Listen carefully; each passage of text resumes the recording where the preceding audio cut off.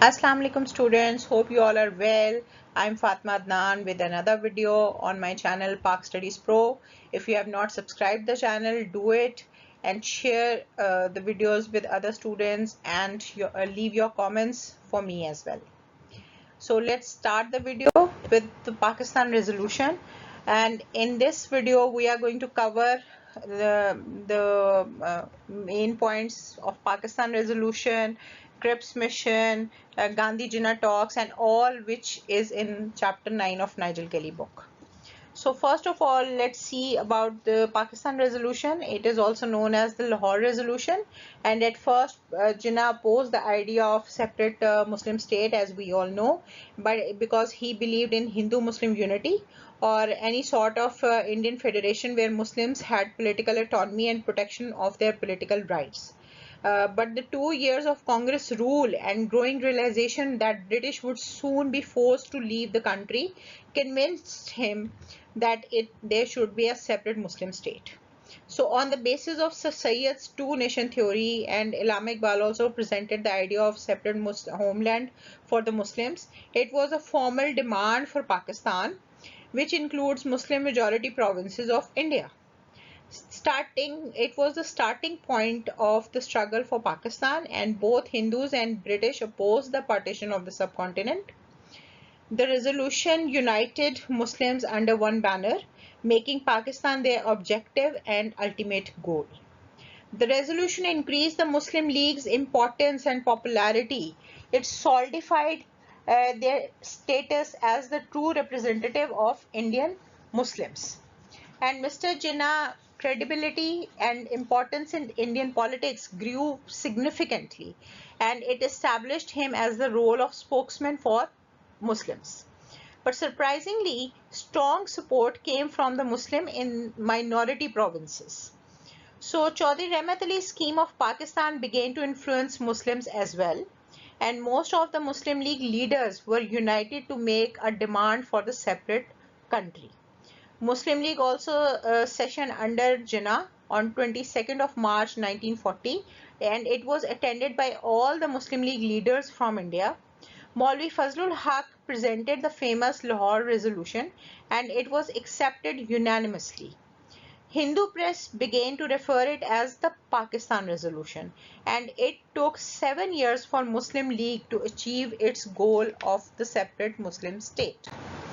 Now, if we talk about the reasons for the Pakistan resolution or the Lahore resolution, initially Jinnah opposed the partition of India, preferring a federation with political autonomy and safeguarded rights for Muslims. But 2 years of Congress rule, convinced Jinnah to consider a Muslim state. So he passed the All India Muslim League annual session in Lahore um, uh, under his leadership, and influenced by earlier discussions of an independent Muslim homeland by figures like Sir Syed Ahmad Khan, Allama Iqbal, and Chaudhry Rahmat Ali. So Sir Syed Ahmad Khan's two-nation theory paved the way for the demands of partition, and Allama Iqbal's Allahabad address envisioned a united Muslim state in northwest of India. Chaudhry Rahmat Ali's pamphlet Now or Never also advocated for a separate Muslim homeland called Pakistan. And World War II also exposed British weaknesses, leading Congress to demand complete independence and alarmed Muslims. So Muslims feared being left at the mercy of Hindus and Congress if the British would exile the subcontinent. So by 1939, Hindu-Muslim unity seemed unlikely, deepening the divide. So Muslims experienced Congress provincial governments, and there was a tiny under the 1935 Government of India Act losing faith in the United India. So Muslims believed a democratic parliamentary government in India, which was impossible due to Hindu majority, and they feared permanent dominion of Hindus, and it would lead to the support for the Lahore resolution. So it was unanimously passed. So now if we talk about the importance of the Lahore resolution marked the Muslim League's commitment to establishing Pakistan as its ultimate goal. It also sparked a zealous movement among Muslims to achieve this objective. It also provided a clear political objective that united India's Muslims under the Muslim League's leadership and generated political will and drive for attaining Pakistan. It also gave League new ambition and a program focused on the two-nation theory. It exaggerated communal differences, increasing tensions with Congress, intensified the strained relations between Congress and the Muslim League. The Lahore Resolution was a landmark for Indian Muslims with three significant results. It enhanced the importance of the All India Muslim League as the representative Muslim organization. It elevated Jinnah's prestige, establishing him as the uncontested leader dictating the League's policy, and it unified Muslims' opinion in favor of partitioning India. There were two other main issues, main topics of that time. One is August Offer and the other was Atlantic Charter. So the August Offer was that it was proposed by the British government in 1940 to secure Indian support for the British war effort during the World War II. And it was the expansion of the Viceroy Executive Council to include more Indians. And there was an establishment of an advisory war council considering minority opinions. There was a post-war creation of an Indian constitution making body, and it was an assurance to minorities that power would not be transferred to a government system they strongly opposed. It was also to gain the cooperation of Indian people and political parties in supporting Britain's war requirement. Muslim League rejected it because it did not ensure the establishment of Pakistan, which was their main goal. And the August Offer did not produce any practical or immediate results as both major political parties rejected it. Now, if we talk about the Atlantic Charter, it was a policy statement issued on 14th of August 1941 during the World War II, and it defined allied goals for the post-war world. So it was agreed upon by UK Prime Minister Winston Churchill and the US President Franklin Roosevelt, and the agreement took place during a secret meeting on a ship off coast of Newfoundland, and all allies of the World War II later confirmed the principles set out in the Charter. There was a right of self-determination, restoration of self-government to those who are deprived of it, free speech for all people, and no territorial changes made against the wishes of the people. So it was a chance. These measures gave a chance to make a separate homeland for Muslims. Now, if we talk about the Cripps mission, and let's discuss its introduction, that Muslim League clearly demanded Pakistan and Congress was fully opposed any partition of India. So British were not ready to lose their control on India as well. So in March 1942, British sent Sir Stanford Cripps and a member of who was the member of cabinet to India to look at the situation for any compromise.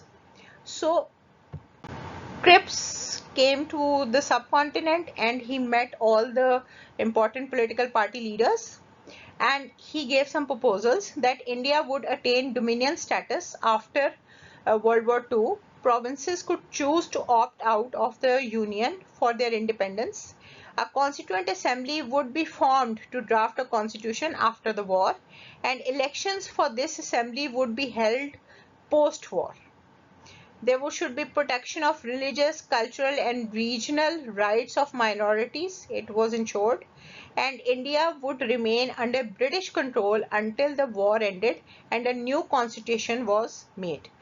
Britain would oversee India's defense, and the finance department would also remain under the British control. So all the main departments were under the British control.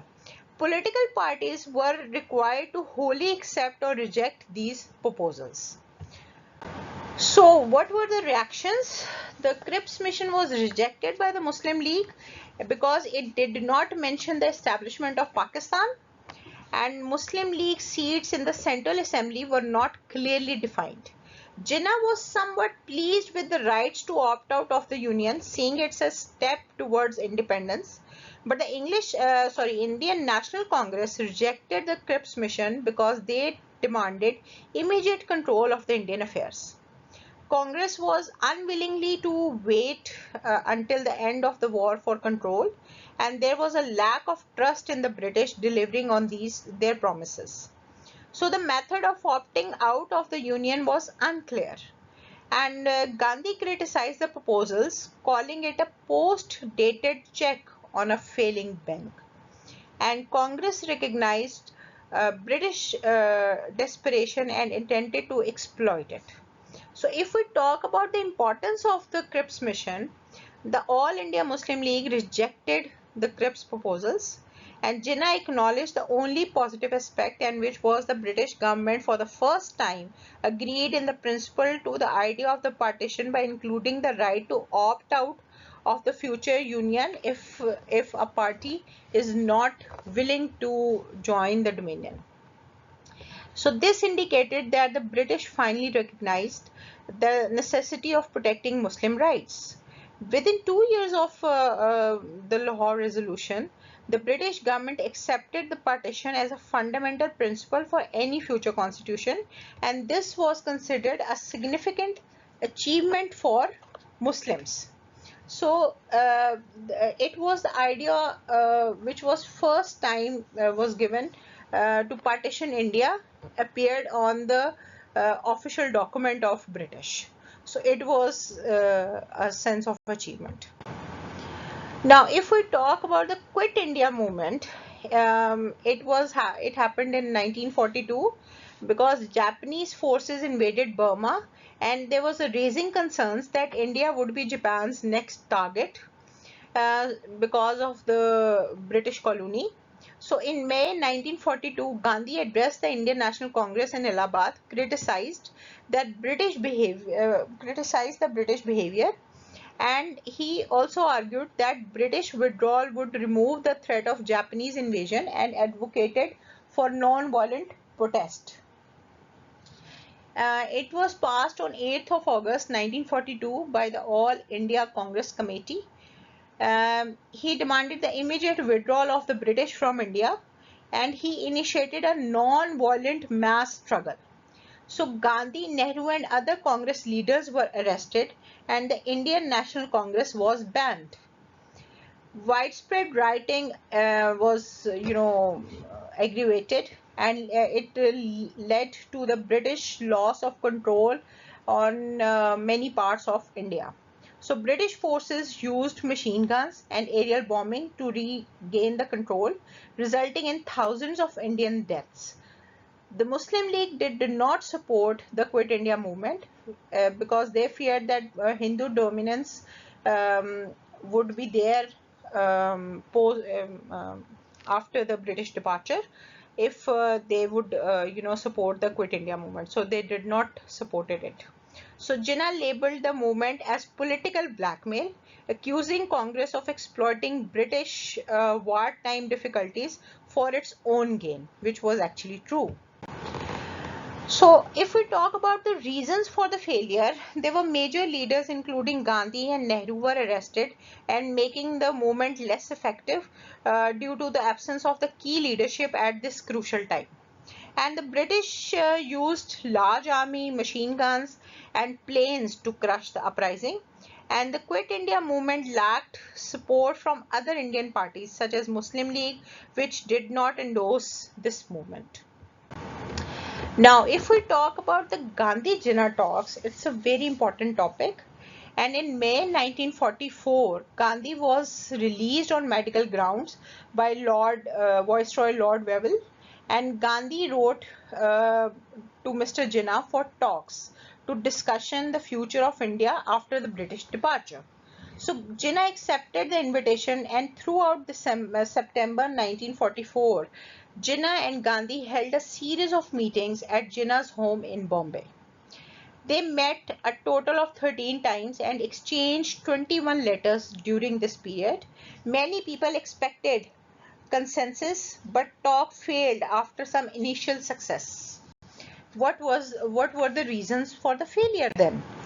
The reasons of the failure were that Gandhi insisted on joint struggle to force British for independence. And after the British departure, partition would be considered as said by Gandhi. Jinnah knew that partition should be done before the British departure. Why would Congress accept it after British gone? So Gandhi wanted defense and foreign affairs to be with the central government, and Jinnah wanted these departments to be with the provinces. So provinces should have a provincial autonomy. Gandhi claimed to represent all the Indians, but Jinnah reminded him that he was only Congress spokesman, and Jinnah's intellectual and legal mind could not accept Gandhi as the leader of all the Indians. And Gandhi rejected the two-nation theory. He did not accept Muslims as a nation, rather he called them as local converts. So Jinnah emphasized the importance of two-nation theory as it became the legal policy of Muslim League and referred Muslims as a separate nation. Gandhi also acknowledged that Sindh, Balochistan and NWFP were predominantly Muslim provinces. However, he suggested that Punjab, Bengal and Assam were partly Muslims and should be divided along the communal lines. Jinnah firmly rejected Gandhi's suggestion and he insisted that all six provinces must join Pakistan as whole units, as dividing them would result in them being, maimed and mutilated. So, if we talk about the successes of Gandhi and Jinnah talks, for the first time, Congress considered Jinnah as an important leader and Muslim League as an important political party. And Gandhi also discussed about the conditional acceptance of Pakistan, which was actually partition. So these were the two successes of the Gandhi-Jinnah talks. Now let's discuss about the Simla conference. In early 1945, British departure from India was visible, and World War II was drawing to an end. So Lord Wavell went to Britain to consult about the future of India with British government, and in early 1945, British government considered future policies for India. And in March 1945, Viceroy Lord Wavell proposed an executive council until a new constitution could be drafted. The council would have an equal number of Hindu and Muslim members, with all Indian ministers except for Viceroy and a defense controller. It was held in June 1945. It was attended by Indian National Congress, All India Muslim League, scheduled castes and Sikhs. Muslim League was represented by Jinnah, Liaquat Ali Khan and Fazlul Haq. Congress was represented by Gandhi and Abdul Kalam Azad. The presence of Abdul Kalam Azad suggested that Muslim League did not represent all Muslims in India. So agreement was there on the principle of the Executive Council was reached, but the conference failed due to the disagreements over the council membership. Proposed council had 13 members, 5 Muslims, 5 Hindus, 1 Sikh, 1 scheduled caste and 1 other community. But Jinnah objected, arguing that Sikhs and scheduled caste would align with Hindus, marginalizing Muslim representation, and Muslims will be in minority forever. So he also objected to Congress' suggestion to nominate only 1 Muslim member, asserting that the Muslim League represented all the Muslims. So Lord Wavell called off the Simla conference without any decision on July 14, 1945. And after that, there were some main points of the Wavell plan, that in early 1945, when the World War II was near to its end, Lord Wavell consulted the British government and Executive Council was made to run India under the Act of 1935 until the new constitution was agreed upon. There were all Indian ministries except Defence and Viceroy, and this Simla conference was was arranged in June 1945 to discuss these proposals. But there was a consensus over the Executive Council and other points of all the parties. However, there was a deadlock over the following points: that Jinnah was not satisfied with the equal number of Muslims and Hindu ministers because the Sikhs and scheduled caste had to vote Congress. So in that case, Muslims would be in the permanent minority. And Jinnah also objected to the Congress suggestions of nominating Muslims as well as Hindu ministers. So he said that Muslim League won every by-election for the last 2 years and was the undisputed voice of the Muslims. So if we talk about the results, Lord Wavell could not break the deadlock and he closed the conference on 14th July 1945, and it was the last political negotiation during the World War II and it was failed. Now, if we talk about the 1945-46 elections, we can see that in 1945, British Conservative Party was defeated by the Labour Party, and the old Prime Minister Winston Churchill was replaced by new Prime Minister Clement Attlee. So Labour Party was more committed to the self-government in India. They wanted to give the self-rule to India. And elections were to be held for central and provincial assemblies to set up executive council of major parties. So Congress campaigned for an individual and independent India, and Muslim League campaigned for a separate Muslim state. Now, if we talk about the results of the elections, the results were announced in December 1945. Muslim League won 87% of total Muslim vote, 100% seats in centre, and 446 out of 495 seats in provincial assembly. It was the largest party in Punjab and it had government in Bengal and Sindh as well. The Muslim League secured victory in all 30 seats of the Central Legislative Assembly, which was a big win. Congress won 91% of the non-Muslim vote. They had majority in 8 provinces, including NWFP. The victory of Congress in NWFP was a serious blow to Muslim League because Congress won 19 out of 36 seats and Muslim won 17 out of 36 seats in the NWFP, which was a Muslim majority province. So here the question is that why Muslim League performed better in 1945-46 elections. So Congress rule of 1937 and 39 had made Muslims realize that they would suffer at the hands of Congress. Muslim League became the most popular and organized party for the Muslims, and they learned a lot from 1937 elections and launched more effective and organized campaign.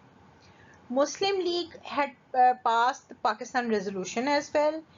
They were equal force in politics to Congress and they had a much clear communal divide. The image problem of Muslim League was also overcome greatly.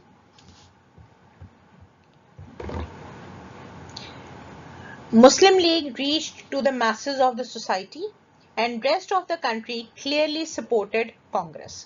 So if this question comes under 7 marks, so you can write these reasons.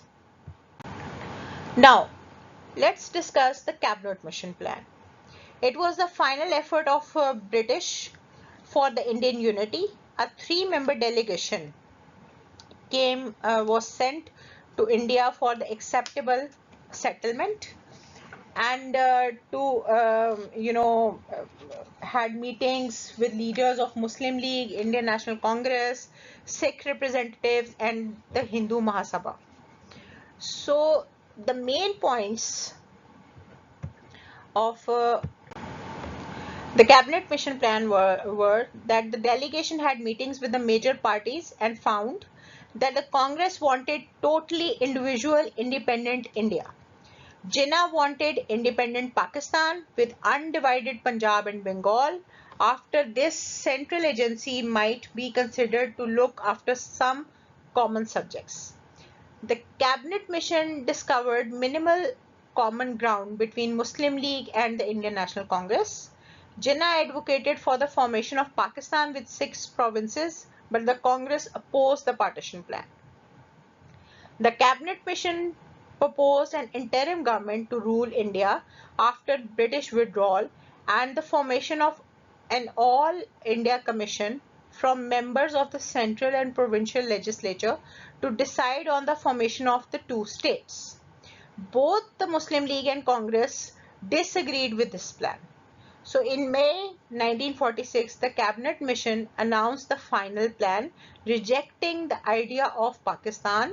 Instead, it proposed dividing post-British India into 3 parts, as you can see on the screen. Group A would comprise Hindu majority territories like Madras, Bombay, Uttar Pradesh, central provinces, Bihar and Orissa. Group B would consist of Western Muslim provinces, Punjab, Sindh, Balochistan and NWFP. And Group C would include Bengal and Assam. So, under the proposed plan, each part would have an autonomy and authority to draft its own constitution. The Central Indian Union would oversee foreign affairs, defense and communication. Reserve seats would be there for each province based on population, would be allocated to elect a constituent assembly. So these were the main points. Now, if we talk about the results of this plan, the Muslim League was ready to nominate members to an interim cabinet to oversee independence. Muslim League approved it, and it was a big blow to Indian National Congress, who were very happy with the fact that they did not declare Pakistan as a separate nation. So, however, Nehru stated that Congress was not obligated to adhere the plan, and Congress declared it's just a proposal. So, feeling that further discussions were futile, the Muslim League withdrew its support, leading to the amendment of the cabinet mission plan, and the cabinet mission plan was finally dropped because of the deadlock between Congress and Muslim League. So after that, the Direct Action Day was announced because in summer 1946, British withdrawal was ready and Muslim League feared Hindu domination if British left without setting the question of Pakistan. So Muslim League wanted to convey a message of its strength to British, and in July 1946, Muslim League passed a resolution in which Muslims were asked to get ready for the final struggle. On 16th August 1946, Muslim League called for a direct action day to show its strength, and though it was a peaceful demonstration, however, it turned to violence, in which up to 4,000 people died in Great Calcutta killing. What was it? Great Calcutta killing was actually on 16th of August. The government of Bengal declared a public holiday, and Hussain Shaheed Sohrawardi issued a challenging statement threatening to declare Bengal independent if Congress were included in the central government. So there were public demonstrations began in Calcutta with shops closing and Muslim flags hoisted. Tensions escalated into violent clashes between Hindus and Muslims, leading to widespread rioting, arson, murder and plunder across the city. The violence continued for 4 days, resulting in immense loss of life and destruction of property, earning the event the name Great Calcutta Killing. This day also marked the start of the week of the long nights, characterized by heightened tensions and violence, and estimates suggest around 4,000 people died and over 20,000 were injured and approximately 100,000 were left homeless as a result of these riots, which was so painful. Now, if we talk about the towards independence, the main points were that the British were ready to leave India, and in August 1945, British asked Nehru to form an executive council because Congress was the largest political party. Jinnah refused to nominate members until Congress accepted that it had no right to nominate Muslims. So Jinnah also realized that there should be some league members in the council. So 5 league members were also nominated, and he played a political masterstroke over here because Jinnah appointed one Hindu to show that he was not an anti-Hindu person. So elections were held between July and December 1946. However, when it first met on 9th of December, the Muslim League leaders refused to attend that meeting. So Congress demanded their resignations, otherwise Congress would withdraw its own members. So Attlee, when he saw this kind of deadlock between the two parties, he decided to take the final decision. And the final decision was the 3rd June plan. In February 1947, Attlee announced that the British would leave before June 1948, and new Viceroy Viscount Mountbatten was sent to work out on a transfer plan. The short time was given for the arrangements to refrain any kind of riots between Hindus and Muslims. But in March 1947, riots and killings between Hindus and Muslims were started, and soon it spread to other provinces, and civil war was also expected. So if we talk about the main points of the 3rd June plan, on 3rd June 1947 this plan was announced, and there would be 2 states should be set up, India and Pakistan. The interim government constitution of both states was the 1935 Government of India Act. Each state would have a dominion status. Muslim majority province would vote either they had to stay in India or they want to join Pakistan. And Sindh and Balochistan would vote to join Pakistan, while the North-West Frontier Province (NWFP) would join after a referendum. The Governor General would announce the transfer of power on August 15, 1947, and this date generally became accepted as the date when British rule would end in the subcontinent. So, what were the problems which were to be solved before Pakistan? In only 7 weeks of time, British had to deal with the many issues, like boundaries had to be devised between Muslims and non-Muslim areas, and the issues of the princes had to be resolved. The division of assets was still undecided. India decided that Mountbatten should be the first Governor General of India, and Jinnah was to be the first Governor General of Pakistan. So these were the issues. Now, the Radcliffe or the Boundary Commission, let's discuss this point. Mountbatten had appointed Sir Cyril Radcliffe to head a boundary commission.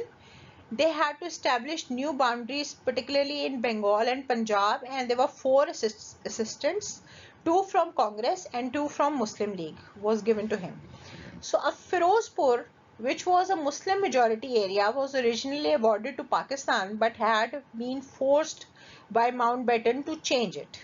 And Gurdaspur, also a Muslim majority area, had a border with Kashmir, was awarded to India, and it was the one of the most root cause of the Kashmir issue, because this area had a Muslim majority, and if it was not given to India, there was no way for India to go to the Kashmir.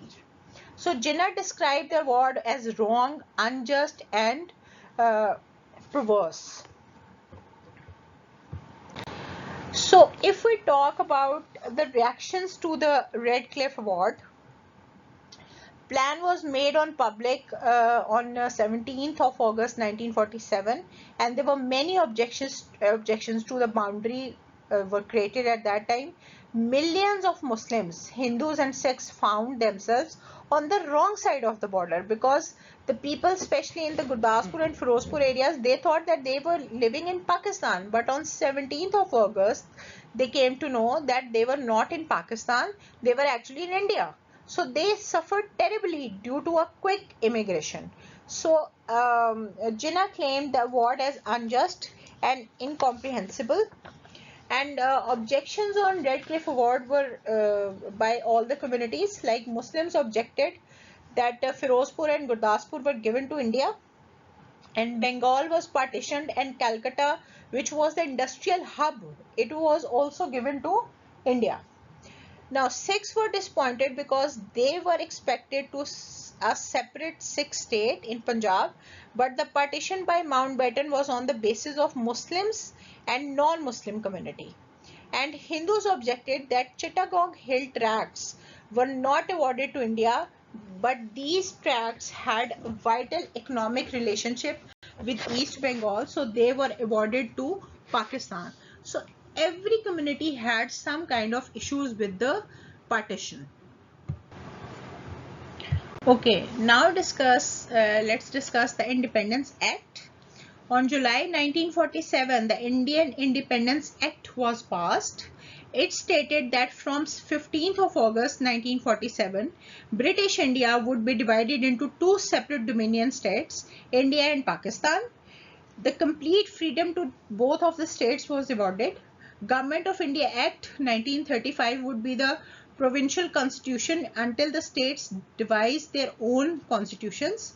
On 14th of August 1947, a new country, Pakistan, came into being, and on 15th August, India declared its independence. There is one important question related to Mountbatten, which normally comes in CIS. So he was the great grandson of Queen Victoria, and he joined the Royal Navy at the age of 16, and later he served as a Supreme Commander of Southeast Asia. And British Prime Minister actually appointed him as the last Viceroy of India in March 1947 to plan independence and partition. So he announced the plan known as the 3rd June Plan. And after partition, he became the first Governor General of India on August 15, 1947, and served until June 1948. So tragically, he and his family were killed by Irish Republican Army in Ireland in 1979. So now there is one very important question which normally comes in CIs, that why did British decide to give independence to India? Why they actually decided it? So the Government of India Act 1935 granted significant powers to the Indian public, allowing them to directly elect their leaders, and they had greater authority as well. The act served as a precursor to India's independence, laying the groundwork for the self-governance. British decide to leave India in 1947, and primarily it was driven by the financial concerns. So those who think that the Labour Party was very compassionate about the Indians and they wanted to give them the self-rule, the real reason was that they wanted to get out of their economic issues, and the financial concerns were the major concerns. So their economy had been severely weakened after the World War II, so they wanted to boost up their economy by leaving their huge colonies. So the war had profound impact on the British Empire and crippling their economy and rendering them unable to sustain their military forces or suppress independence movements in their colonies. So faced with the domestic priorities, the British government chose to focus on internal affairs and thus decided to depart from India. So these were the major issues why they actually thought that they should depart India. And in 1940s, India witnessed a rise in political awareness and organization, with the emergence of influential forces such as the Congress and the Muslim League, and they were capable of mobilizing masses of the society. So recognizing the growing strength of the people's movement, the British realized that their military might could no longer suppress the struggle for independence, so leading to the agreement to divide and pack up their control over India. So this was the long chapter 9, and we have covered many of the important topics related to the Pakistan movement, and till the Independence Act we have covered in this chapter. So inshallah we'll see you in the next video. Thank you.